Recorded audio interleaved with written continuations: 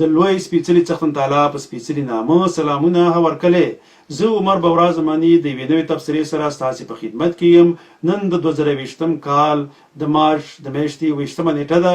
له څو ورځو راهیسې په جانخیلو کې پرلت روان دی او پښتانه د هغو څلورو پښتنو شهیدانو ته د پنجابي آرمي څخه د حق غوښتنې کوي، خو حکومت ورته هیڅ توجه نه ورکوي.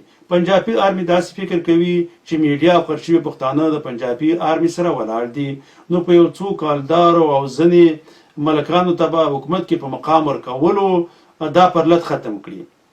خو له دې څو کلونو راهیسې پی ټي ایم د سوشل یا ټولنیزو رسنیو د لارې پښتانه په دې پوه کړي دي چې د پښتنو کمې هدفي وژنې کیږي او شوي دي دا خپله پنجابي آرمي کړي یا د پنجابي آرمي په لارښوونو کیږي او لا تر اوسه یې کوي چې پښتانه مجبور کړي چې د پنجابي آرمي غلامي ومني او د پښتنو په وسایلو او خاوره د پنجابي آرمي هر ناروا سلوک خلاف غلي پاتې شي او غږ پورته نه کړي. بل لوري ته پښتنو کې هغه یووالی نشته کوم چې پښتون قوم یا ملت ته په کار دی. یو څو میاشتې دمخه همداسې هدفي وژنې هزارهګانو په بلوچستان کې شوې وې، خو هغوی یووالی وښود او پنجابي آرمي دې ته اړ ویسته چې د هغو ټولې غوښتنې ومني.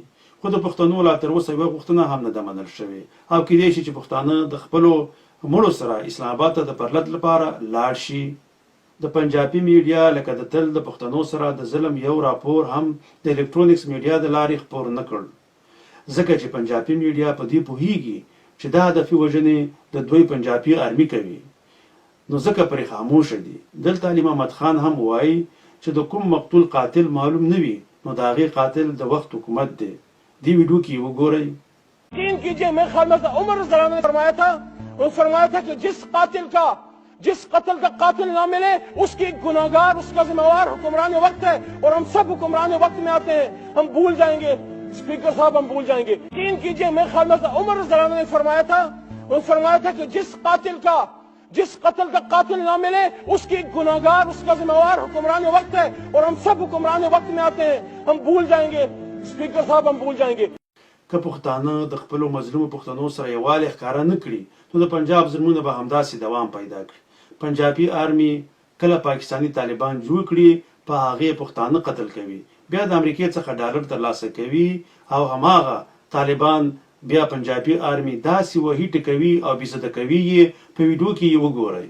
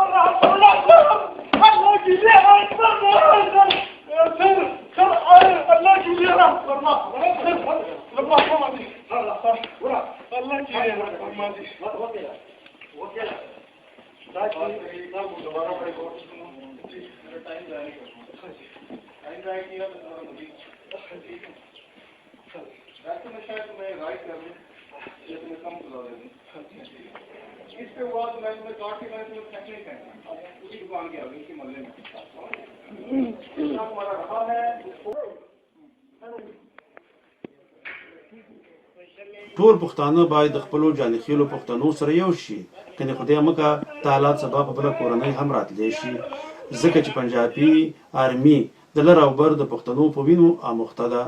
الله جل جلاله دې په پښتنو خپل رحم وکړي او الله جل جلاله دې دغه څلور شهیدانو قاتلانو ته سزا ورکړي. تر بله ویدو پورې په لوی الله جل جلاله سپارم. خوشحاله، ارام او سوکاله ژوند لرئ. د لوی الله جل جلاله په امان.